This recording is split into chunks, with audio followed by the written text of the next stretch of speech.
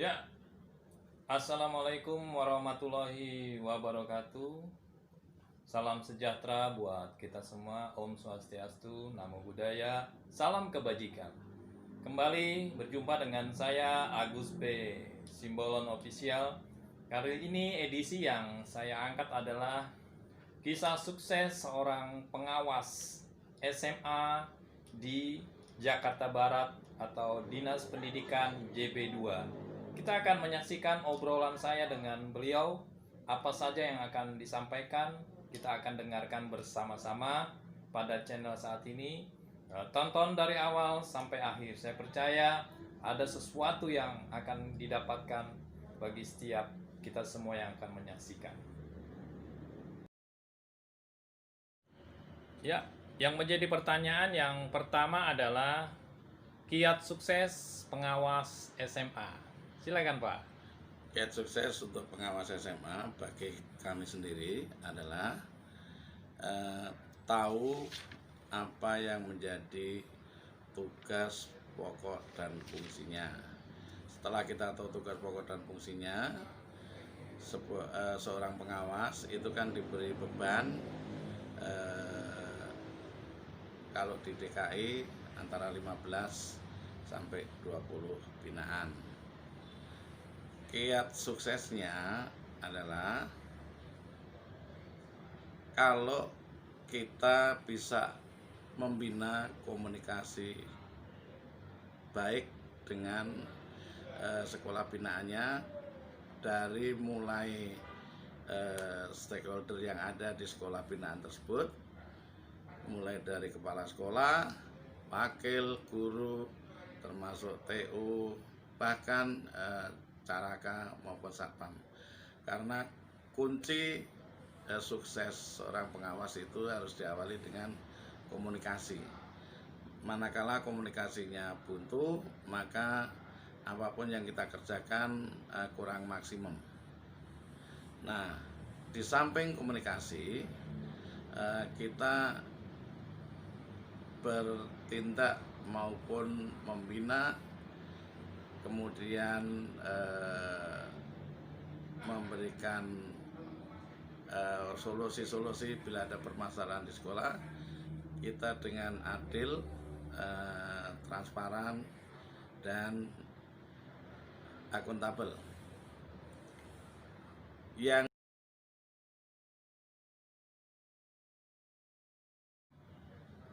Ya, selanjutnya adalah riwayat singkat perjalanan ya. Semasa Bapak sampai menginjak sebagai pengawas, tentunya ada cerita yang sebelumnya. Silakan Pak Haji Swesti.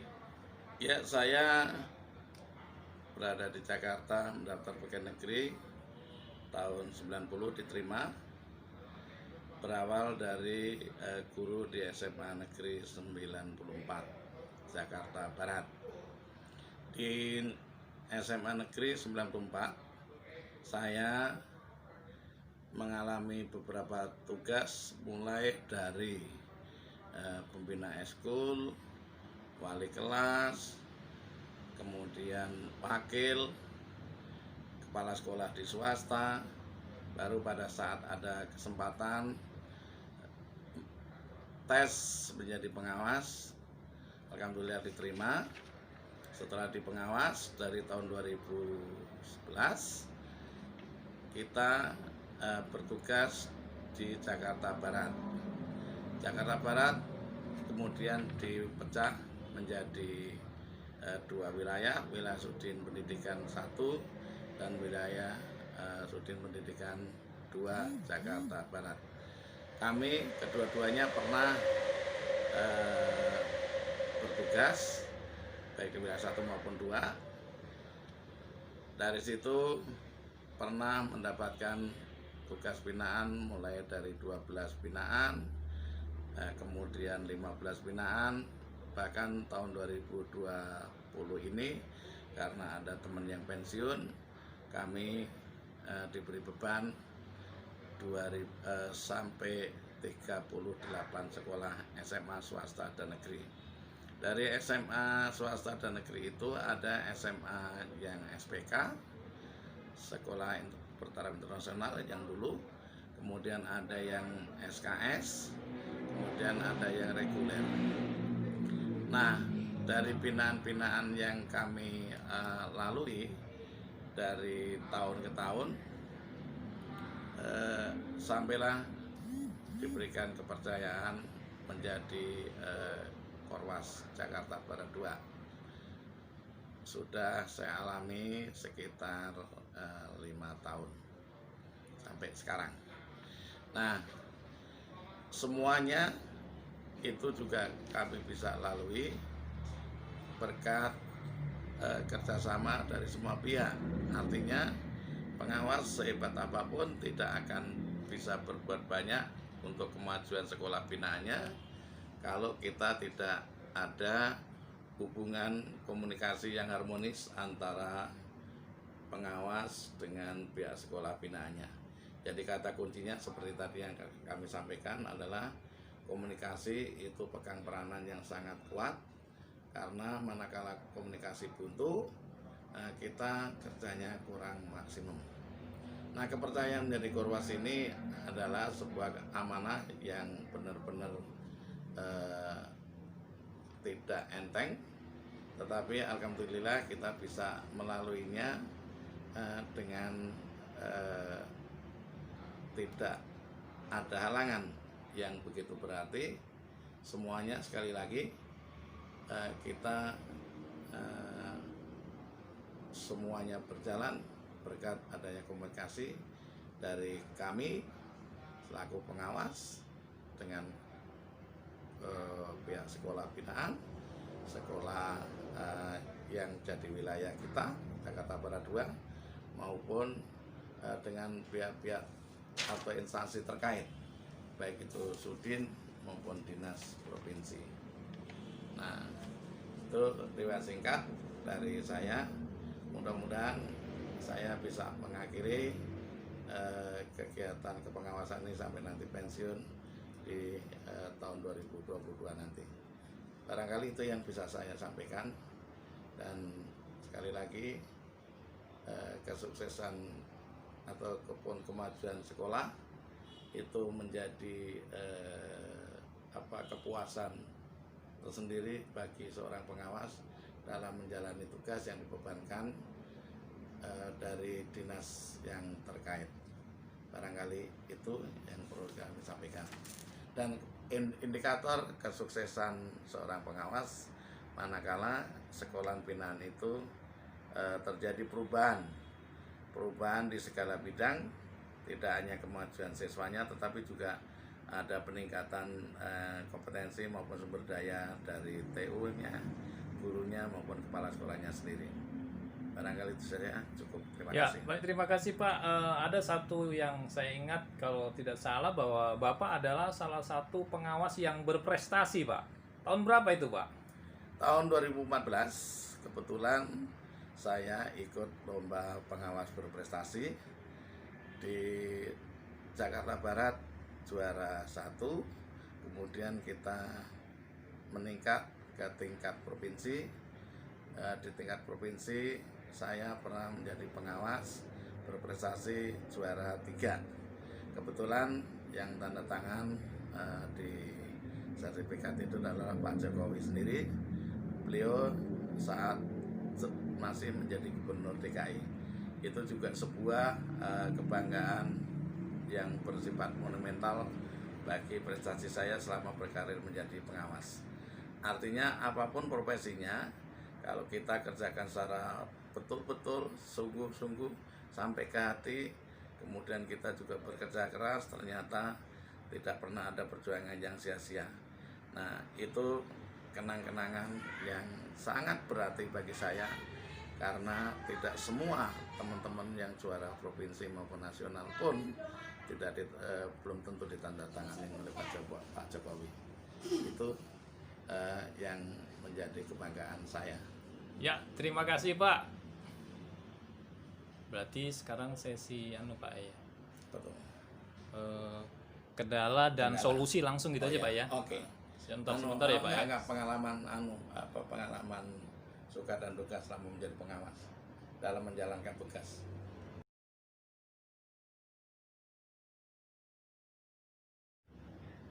Ya, selanjutnya adalah yang menjadi pertanyaan saya adalah apa suka dan duka menjadi pengawas, Pak? Sukanya adalah manakala di dalam sekolah binaan saya itu mengalami perubahan yang positif, baik peningkatan mutu siswanya, kemudian peningkatan sumber daya manusianya, baik itu guru maupun tenaga kependidikan. Misalnya guru pernah saya kirim, saya bina untuk ikut lomba, kemudian menjadi guru berprestasi. Nah, itu sangat membanggakan dan menyenangkan hati saya, dan itu sering terjadi.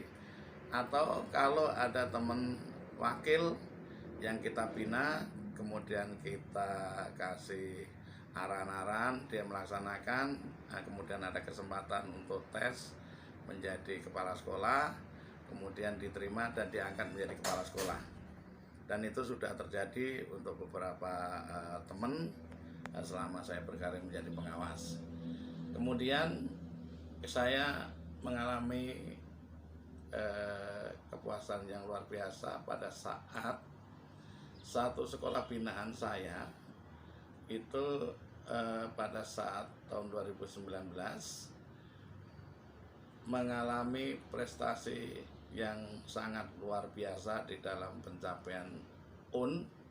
Waktu itu masih ada UN terakhir tahun 2019, karena dari sekolahan itu siswa-siswinya yang ikut UN baik IPA maupun IPS sampai dengan 221 siswa, sekitar itulah yang mendapatkan nilai 100. Dan selaku korwa saya juga mendapatkan semacam kepuasan batin yang luar biasa, karena berbarengan dengan itu di sekolah lain juga banyak yang mendapatkan nilai 100, sehingga totalnya sampai mendapatkan sekitar 510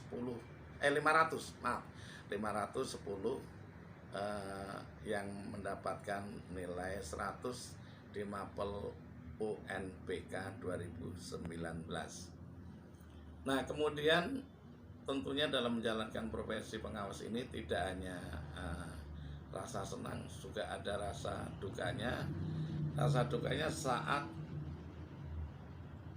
pembinaan yang kita lakukan terhadap satu sekolah diterima dengan sinis maupun tidak sepenuh hati oleh stakeholder sekolah binaan saya.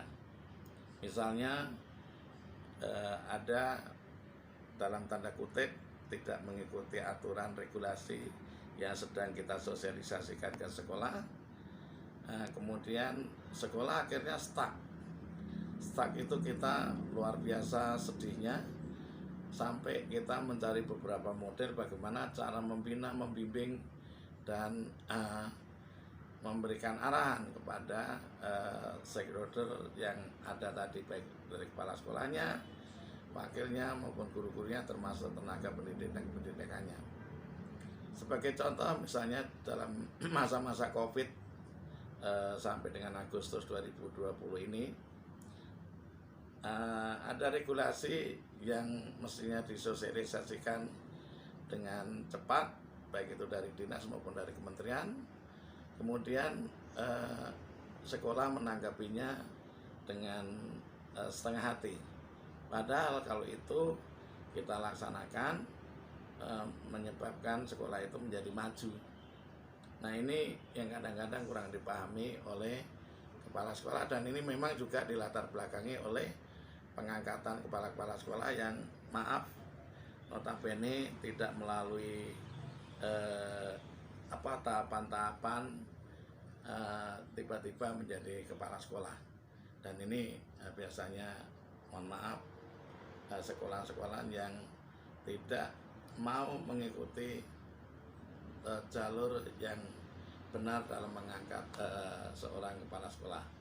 Misalnya kepala sekolah itu pernah jadi guru, pernah jadi wali kelas, pernah wakil, pernah mengikuti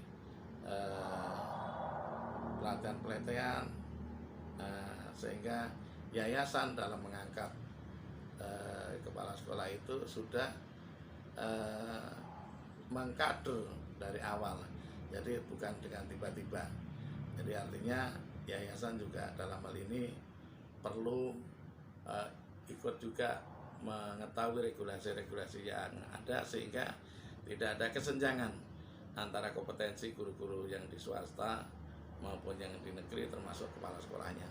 Barangkali itu tugasnya, tetapi alhamdulillah semuanya itu bisa selesai dengan pendekatan yang tentunya sangat intens dibandingkan kepada sekolah-sekolah yang memang cepat dalam mengikuti regulasi dan cara pandangnya terhadap apa yang kita sampaikan, bahwa itu menjadi hal yang penting dan berguna untuk kemajuan sekolah itu sendiri.